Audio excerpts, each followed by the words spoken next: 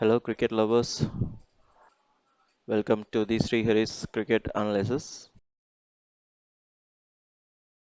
அந்த ரிவர்ஸ் ஸ்விங்கை எப்படி right handed பேட்ஸ்மேனுக்கும் left hand பேட்ஸ்மேனுக்கும் எந்த லைனில் பிச் பண்ணால் இது எஃபெக்டிவாக இருக்கும் அப்படிங்கிறத பார்க்கலாம். நீங்கள் ஒரு ரைட் ஹேண்ட் ஃபாஸ்ட் பவுலர்னா ஓவர் விக்கெட் எடுத்து நீங்கள் பவுல் பண்ணும் பொழுது நீங்கள் ஒரு எயித்து ஸ்டிக், அதாவது மிடில் ஸ்டிக்லேருந்து எயித்து ஸ்டிக் எங்கே இருக்குமோ அந்த லைனில் குட் லென்த்தில் நீங்கள் பிச் பண்ணும் பொழுது இது ரொம்ப எஃபெக்டிவாக இருக்கும். It almost going to hit middle stick. So bowl பண்ணும் பொழுது நீங்கள்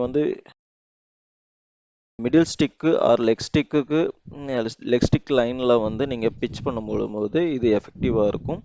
ஏன்னா பேட்ஸ்மேனால் அந்த குட் லென்த் லைனை பெர்ஃபெக்டாக டிரைவ் ஆட முடியாது. ஸோ மோஸ்ட்லி அது எட்ஜ் கிடைக்கிறதுக்கு நிறைய சான்சஸ் இருக்குது.